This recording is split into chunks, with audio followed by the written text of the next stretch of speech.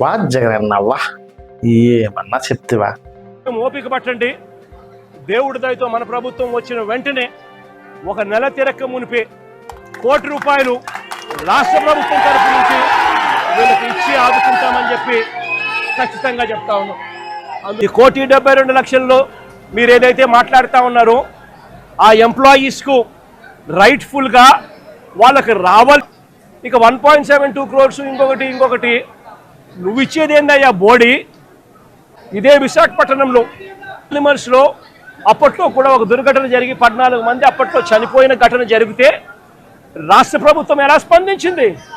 వెంటనే ముఖ్యమంత్రి ఇక్కడికి వచ్చి, అంటే జగన్ ఇక్కడికి వచ్చి ఏకంగా ₹1,00,00,000 మన బంధువులు కానీ ఎవరైనా నార్మల్ పీపుల్ నాలాగా మా నార్మల్ పీపుల్ ఎవరైనా వెళ్తే, చనిపోయిన వాళ్ళ ఇంటికి వెళ్తే తృణమో పణమో వాళ్ళకి ఇచ్చి వాళ్ళు కోల్పోయిన దానికి మనం ఎంతో కొంత సాయం రూపంలో మనం చేసి కొంచెం ఇది చేస్తాం. కానీ మీరు ఇప్పుడు అక్కడ పరామర్శించడానికి వెళ్ళారు కదా, మరి ఏం పట్టుకెళ్ళారు? మీరు ఏమన్నా తీసుకెళ్ళి ఇచ్చారా వాళ్ళకి? లేదు. మీరు ఏమైనా పోనీ అనౌన్స్ చేస్తారా? లేదు. కానీ ఏం మాట్లాడుతున్నారు? మన ఎల్జీ పాలిమర్స్ ఘటనలో జరిగినటువంటి దాన్ని కంపేర్ చేస్తున్నారు. అక్కడ ఇమీడియట్గా మీరు ఇప్పుడు ₹30 కోట్ల ఫండ్ ఏర్పాటు చేసి వాళ్ళకి కాంపన్సేటరీ ఏర్పాటు చేసిన దాని గురించి మాట్లాడుతున్నారు. ఒక్కసారి కంపేర్ చేద్దాం రెండింటిని. అసలు ఎందుకు అది అక్కడ మనకి పాసిబుల్ అయింది, ఇక్కడ ఎందుకు పాసిబుల్ అవ్వదు?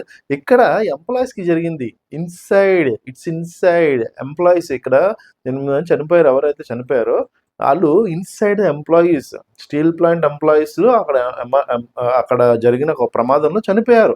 దానికి కంప్లీట్గా రెస్పాన్సిబిలిటీ కంపెనీకి ఉంది, అలాగే ఇన్సూరెన్స్ ఉంటుంది. వాళ్ళకి రావాల్సినటువంటి బెనిఫిట్స్ వాళ్ళకి ఆటోమేటిక్గా వచ్చేస్తాయి. ఇక్కడ గవర్నమెంట్ ఇన్వాల్వ్ అవ్వాల్సిన అటువంటి పని అవసరం లేదు. సో ఇక్కడ వాళ్ళకి ₹1,77,00,000 వాళ్ళకి కాంపన్సేటరీగా వస్తుంది. సో ఇది పక్కన పెడితే మన ఎల్జీ పాలిమర్స్ కేసు తీసుకుందాం. ఎల్జీ పాలిమర్స్ కేసులో ఏం జరిగింది? అక్కడ గ్యాస్ లీక్ అయ్యి out side the compound wall normal public చనిపోయారు. మీకు అర్థమవుతుందా? నార్మల్ పబ్లిక్ చనిపోయారు. 12 మంది ఆన్ స్పాట్ డెడ్ అయ్యారు. Normal public inside the compound wall ఒక్కడు కూడా చనిపోలేదు. కేవలం out side the compound wall normal public 12 మంది చనిపోయారు. దానికి మీరు అనౌన్స్మెంట్ చేశారు, కరెక్టే, బాగుంది. అప్పుడు ₹30 కోట్ల మీరు అనౌన్స్ చేశారు. మరి ఎల్జీ పాలిమర్స్ నుంచి ₹50 కోట్ల తీసుకున్నారుగా, మరి అదేమైంది? తర్వాత అది అఫీషియల్గా తీసుకుంది 50 కోట్లు అయితే, మరి అన్అఫీషియల్గా దాదాపుగా 150 కోట్లు తీసుకున్నారని చెప్పి విమర్శలు ఉన్నాయి. మరి అదే లెక్కలా ఉంది. సరే ఇవన్నీ పక్కన పెడదాం.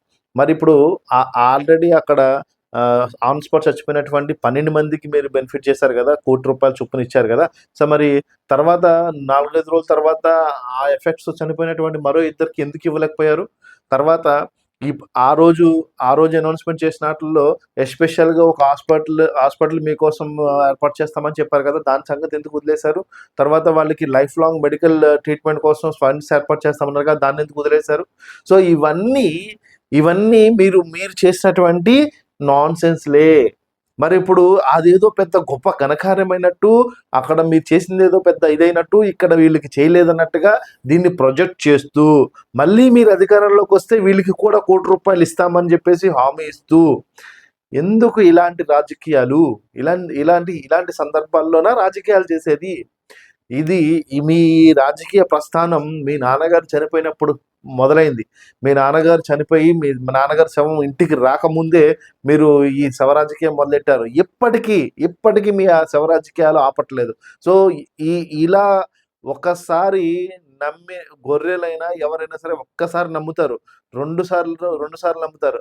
పదే ఇదే రిపీట్ అయితే ఎందుకు నమ్ముతారు? ఆలోచించండి ఒకసారి.